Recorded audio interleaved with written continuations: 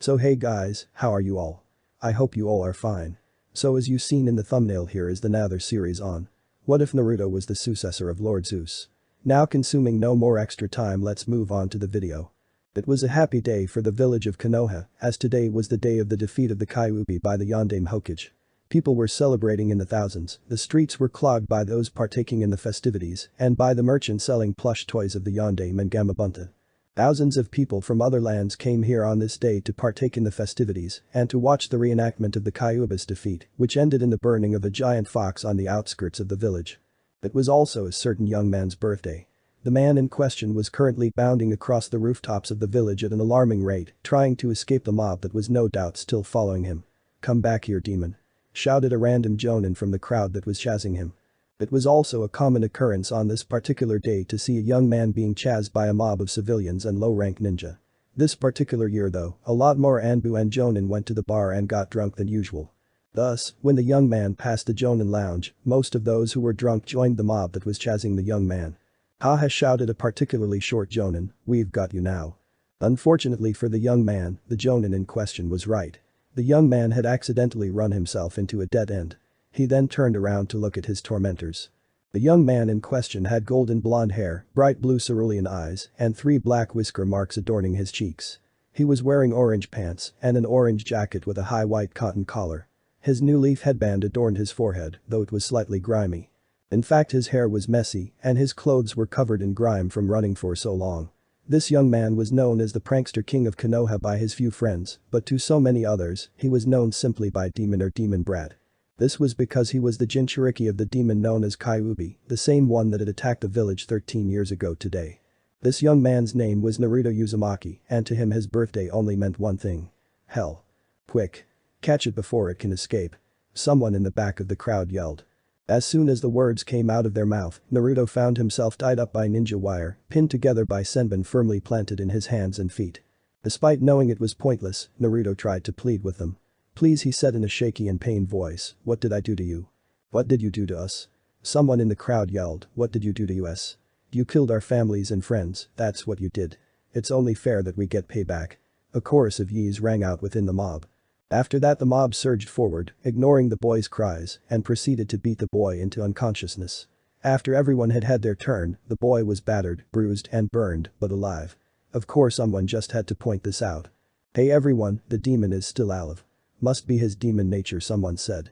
People were contemplating the various ways to kill the young man until someone spoke up. "Hey, why don't we stuff him in the fox? When it goes up in flames, he'll definitely be dead." "Yeah. Let's do it." And so someone picked up the near-dead boy and took him to the giant four and placed him next to one of the pillars that was lined with explosive tags but would also be hit by the flames that would be simulated by fire release tags near the mouth of the fox. And so Naruto slept for the next 5 hours, unaware of his doom. Konoha outskirts, 9 p.m. Garrus in Sarutobi, the Sandom Hokage, was enjoying the Kyuubi festival with his family. He was worried about his surrogate grandson, Naruto. Usually, he would have been called to the hospital or his office at least once for an issue regarding the blonde. He still hadn't. He resolved to check on the blonde after the burning of the fox. He wasn't going to miss it, as it was his grandson's favorite event of the year. This year was supposed to have clear weather and beautiful, starlit skies. Instead though, it looked like the sky itself was boiling. In fact, it looked like nature was turning against itself. Even so, the burning of the fox would go on as scheduled, seeing as how it was such a big event.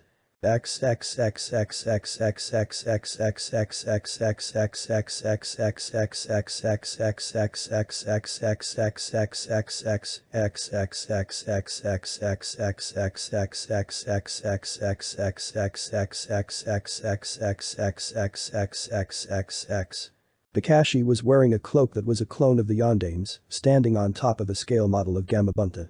He hated having to do this, but unfortunately for him had lost the Jonin poker tournament last week.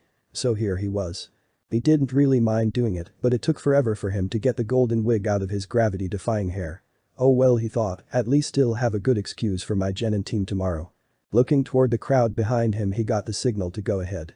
He made the hand sign for the fire release tags to go off. As usual, this caused the fox's mouth to spout fire. All he needed to do was put on a show for the next 7 minutes, then he would jump on top of the fox and activate the explosive seals, jump off, and he was done. So for the next 7 minutes, he displayed his jutsu in power and speed, assaulting the fox with all of it, much to the attending nobles and the crowd's delight. Getting the signal to finish up, he jumped on top of the fox's head and made the sign for the explosive seals to go off. In the split second he was on the fox's head though, he could have sworn he heard someone screaming. He just shrugged it off thinking it was someone in the crowd. As soon as he got to the ground, the fox blew up with a great roar. The fireworks in the heart of the fox went off, resulting in many oohs and ahs from the crowd, as well as some cheering. Despite this, Kakashi could still hear someone screaming. Where the hell is that coming from? Kakashi wondered aloud. It sounds like it's coming from the fire shit. Kakashi prepared a Suiton jutsu to put out the flames, but before he could activate it, a great flash of lightning struck the remains of the fox. The screaming didn't stop, but it moved to the top of the Gamabunta replica. From what Kakashi could see, there were now 3 figures standing in a circle on the top of its head. Still concerned about the screaming, Kakashi made his way back up to the top of the frog. The screaming by this point had reached the audience, and everyone but the self-proclaimed demon haters had stopped cheering. The Hokage then took control of the situation. "Everyone stay calm," he said, "me and Asuma and Kurenai will go investigate. The rest of you stay put."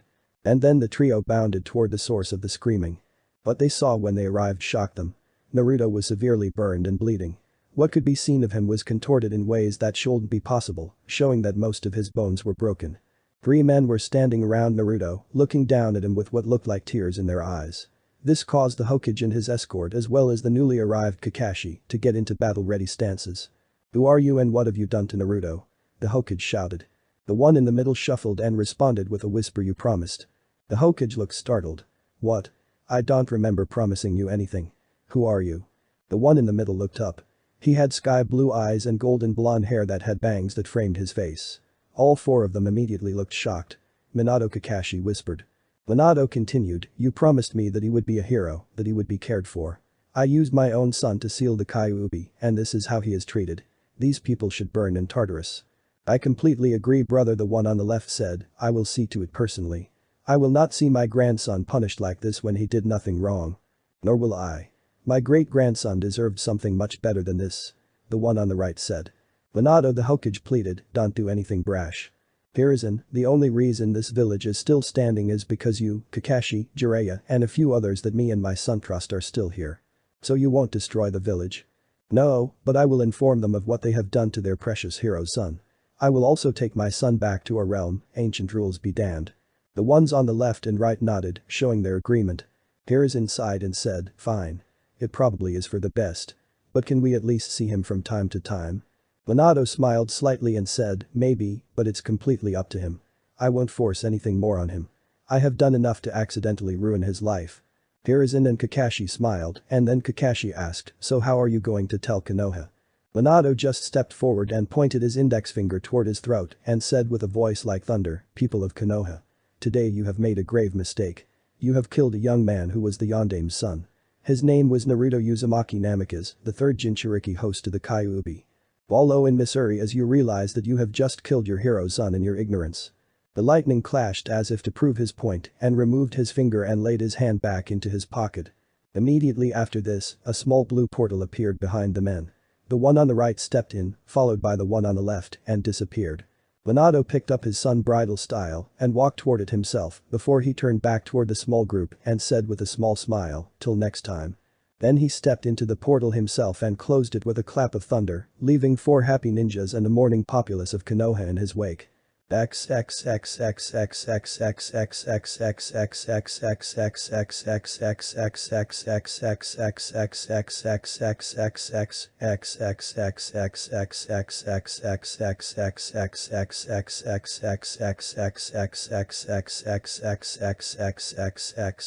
Naruto awoke to the sound of what sounded like a bird outside his window. He looked around, noticing his unfamiliar surroundings. He was laying on a king-size bed with orange sheets. In front of him, he saw a black dresser cabinet with 6 shelves. Rushing outside the door, he saw a clear glass table with a gray cloth bench. Looking to his left, he saw a black leather couch with a glass coffee table sitting in front of a large plasma TV. The TV rested on a black cabinet that had a matching copy on the wall closest to the dining room. The bathroom was in a small room in the middle of the dining room. The kitchen was small but sported a fridge, an oven, a sink, and a table that had a computer on it. While Naruto was getting reacquainted with his new apartment, he completely missed the note on the dining room table. Rocketing past the table, he finally noticed it when it flew into his face. What's this? He asked to no one in particular. He opened it and began reading. Dear Naruto. First of all, I would like you to know that I am your father, Minato Namikaze, or at least that's what I was called back in that world. I and your grandfathers transported you here after what happened at the festival. This is your home. You have family here. Your mother was Kushina Uzumaki. She was one of the few people that had the goal to stand up to a god. That was why I loved her. I'm sorry I couldn't be there for you as you were growing up. Hell, I'm sorry I can't be there now, but our family has rules that I need to follow regarding our children. Just now that I love you and that we will meet someday. Till then, practice your jutsu, but not in public. This world doesn't know of chakra. Your shadow clones can help you train, they give you their memories when they dispel. In the scroll next to this note, you will find hundreds of jutsu that our family has acquired and some of my personal jutsu, as well as some of this world's money, enough to get you by for the next year. Get stronger and make friends. With love, Minato Namikaze. P.S. Read up on Greek mythology, it'll help someday. I guarantee it. Naruto looked up from the note with teary eyes. Sure enough, there was a scroll with a sealing mark on it. Biting his thumb so that a little blood came out, he swiped it across the seal, and sure enough, out popped scrolls labeled Taijutsu, Ninjutsu, Jinjutsu, Kinjutsu, and Fuinjutsu. But the cracking voice Naruto chalked out, thanks dad. It'll make you and my grandfathers proud. Then, hopping toward the window, he looked out upon buildings as tall as Gamabunta. Somewhat shocked, he opened the window nonetheless and shouted, "Look out world. Naruto Uzumaki Namikaze is here." Believe it. It had taken Naruto about 2 weeks for him to get used to the new world. After accidentally waving to a guy hailing a cab, giving a waitress a $100 tip for a $7 sandwich, and punching Mickey Mouse in the face thinking he was a monster. The average New York lifestyle began to become an everyday occurrence to the blonde. At the end of the second week, he received another letter from his father telling him that he was enrolled in a school called Yansei Academy which was starting in 2 weeks. Luckily enough for Naruto, he had been transported to this world just before fall vacation, so he had time to get adjusted and practice a bit before dealing with school. Since then, Naruto had read several math and economics books, courtesy of shadow clones, trying to get an idea of the value of money in this world. After he finished the third book, he realized that his father had left him $20,000. Almost overjoyed by this fact, he had gone out the same day and bought new clothes, some art for his apartment, and a few training implements from a store in Midtown, including a cheap katana. All this was used for was training though, so Naruto didn't mind. That also familiarized himself with where he was living. He lived in a part of New York called the West Village, referring to Greenwich Village, which was one of the oldest parts of New York. Evidently it was a really bad place to live until a few years ago, when it had started being renovated into a more proper shopping district. Some people even called it the new Soho, which was big, considering that Soho was where everyone went for everything stylish. After figuring out how to use the subway system, Naruto had spent his remaining time focusing on Fuinjutsu. He realized that the academy he was going to was a boarding school, and he really didn't want to come back home to a dusty apartment. Originally his intention was to find a self-cleaning seal, but Naruto soon found himself to be immersed in seals. He was great at it, although Naruto chalked it up to being the son of 2 of the most famous sealers that Konoha had ever known. And so it got down to 2 days before the start of the academy.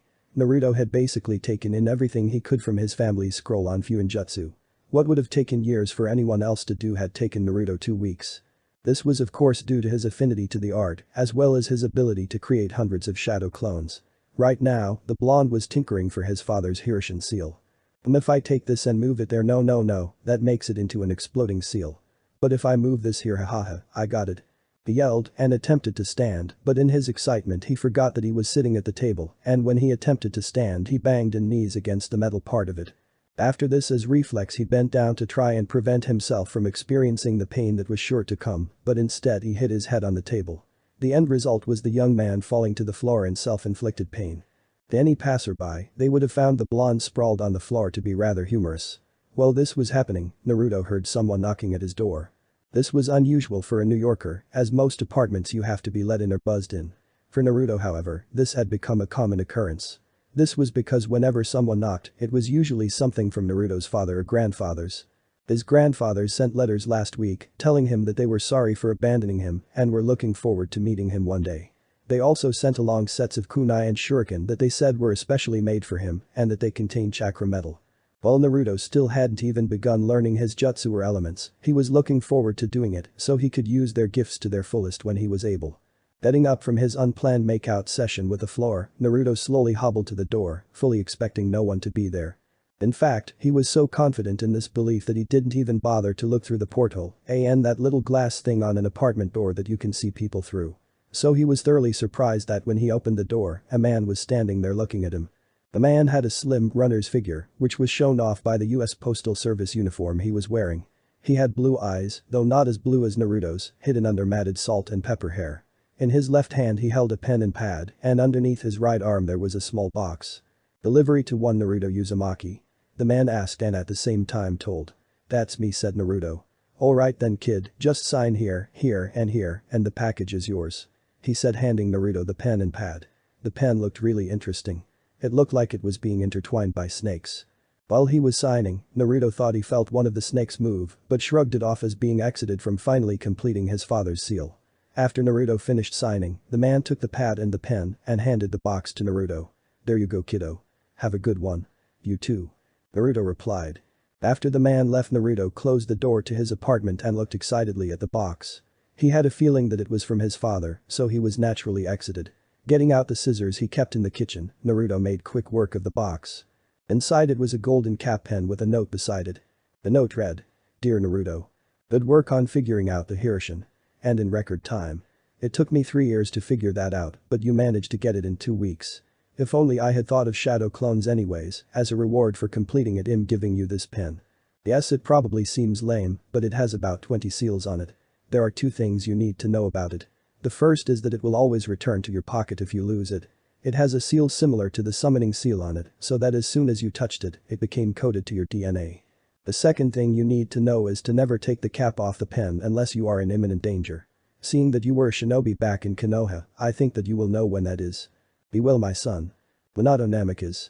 Naruto at that moment was experiencing 3 different emotions: confusion about why the gift was a pen, surprise that his father had predicted exactly when he would finish, and curiosity about what seals were on the pen. Regardless, he didn't want to betray his father's trust, so he decided that he wasn't going to uncap the pen to examine it. He even went so far as to put it in his left-hand pocket so he wouldn't grab it by mistake when he was in school. The next 2 days flew by quickly. The morning of his departure, Naruto made a self-cleaning seal for the entire apartment.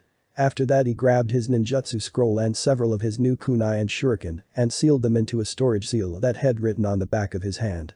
After all this was done, he packed enough clothes for 2 weeks and got himself dressed. His attire had changed quite a bit since he got to this world. Gone was the Kill Me orange jumpsuit, replaced by a rather stylish Naruto. He was wearing blue jeans, a button-down pinstripe t-shirt over simple black t-shirt, orange sneakers, and to top it off a loosely woven straw fedora with a pinstripe orange band that wrapped around it that was resting on his spiky hair. After placing a Hirshin seal on his couch, Naruto left for school. It took him about 20 minutes to get to the bus station from where his apartment was by taxi.